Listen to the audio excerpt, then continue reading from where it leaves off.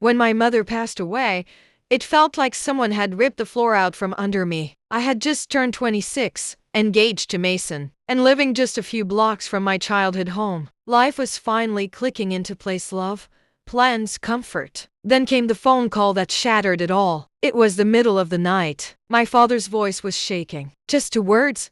She's gone. That's all it took to change everything. The funeral passed in a haze. The world moved around me, but I was stuck heavy with grief. People came with flowers, condolences, and too many casseroles. I remember standing at the graveside, holding my dad's hand. His grip was so tight, like he was holding onto me as a lifeline. Mom had been his high school sweetheart. They'd been married for over 30 years. How do you even begin to survive a love like that once it's gone? In the days that followed, I visited him more and more. At first, just to make sure he was eating. Then it became emotional triage. Eventually, I was folding laundry again in the same house where I once slammed doors and played too loud music. The house hadn't changed, but without her, it was like walking through a memory that had been hollowed out. Every room echoed. The photos on the walls suddenly looked like relics from another life. 3 weeks after the funeral, I showed up with groceries and a forced smile. I was unloading the fridge when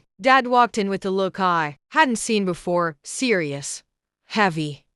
Jessica, he said using that tone, the one that meant this was going to be important. I want you to move back in, just for a little while. At first, I thought I'd misheard. What?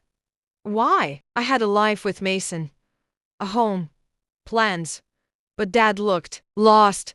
He said the house was too quiet, that he couldn't sleep, that the silence was louder than any sound he'd ever known. I felt the grief in him like a pulse. So I agreed. Just for a little while, I told him. Mason was hesitant, but supportive. If it helps him heal, go for it, he said. But don't lose yourself in it, Jess. And that's how I found myself back in my teenage bedroom. The band posters were still on the walls. The mattress sagged in the middle. But somehow, it was oddly comforting, like slipping on an old hoodie that still fits, even if it doesn't suit you anymore. At first, it felt okay. We made dinner, watched old movies. Dad even laughed once or twice. For a fleeting moment, I thought this might be the way through grief together. But then, the shift. One night, he asked if I could sit with him in the living room until he fell asleep. The house feels less empty when you're around, he whispered. Harmless enough. Sweet even. But the next night, he asked me to wear one of Mom's old robes. You look just like her in it, he said with a faraway look in his eyes. That rattled me. Something in his voice. It was off. I told myself it was grief playing tricks on him, that it would pass, but it didn't. I found him one night in the kitchen, holding one of Mom's nightgowns to his chest, trembling. Sometimes I pretend she's still here, he said when he saw me. You remind me of her so much. I didn't know what to do. Hug him? Run? I stayed, because I didn't know what else to do. But inside, something cracked. This wasn't grief. This was something darker. Something unmoored. Then came the night that changed everything. We were eating dinner. Just spaghetti. Nothing fancy. He buttered his bread slowly, then looked at me and said, I've been thinking about moving on. I smiled. Yes, I thought. Finally, a step forward. But then he said, I don't want someone new. I want someone who understands me. Someone who understands this house. I want you to stay. Not just as my daughter, as my partner. My blood ran cold. I froze. I thought, no, I must have misheard. But I hadn't. The look in his eyes? The way he held my hand across the table just a little too long. This wasn't grief. This was delusion. Or desperation. Or both. I yanked my hand away. No, Dad, I said, firm and horrified. That's not okay. He immediately backtracked, fumbling apologies. Said it was the grief. That he didn't mean it. But I didn't believe him. That night, I called Mason. I told him everything. Jess, he said, you need to leave. Now. But I didn't. Not right away. I needed to understand. I needed answers. Closure. Something. The next morning, while Dad was on his walk, I went into his room. Opened drawers I hadn't touched in years. That's when I found the journals. Dozens of them. Filled with page after page of raw grief. At first. But then, there were entries about me. About how I reminded him of Mom. How maybe fate brought me back. One entry read, Jessica is my light in this darkness. Maybe this is the universe telling me something. My stomach turned. My heart broke. It was worse than I thought. That night, I sat him down. You need help, I told him. Real help. This isn't grief anymore. It's something deeper. And for the first time, he didn't argue.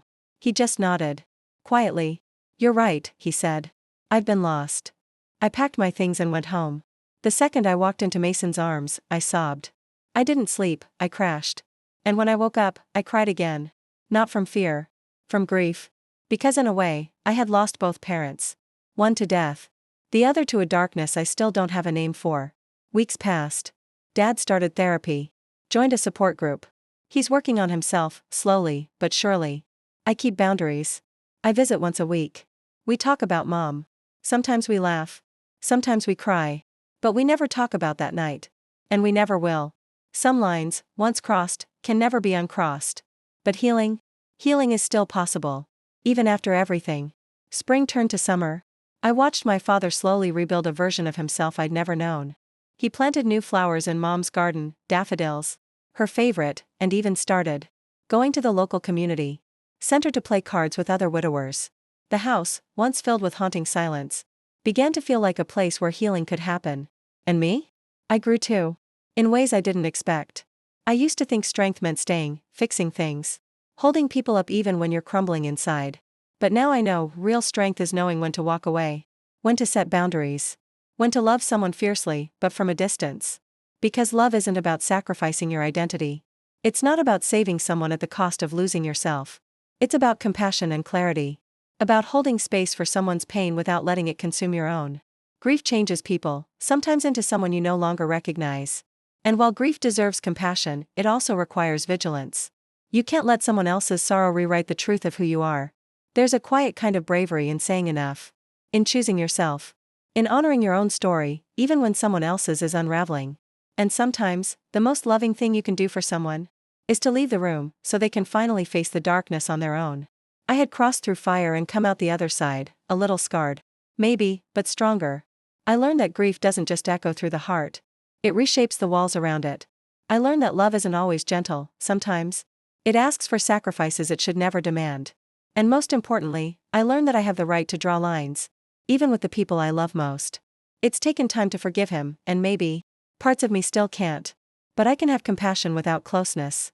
I can care without carrying. I can visit him once a week, talk about Mom, laugh, even cry, and still remember who I am.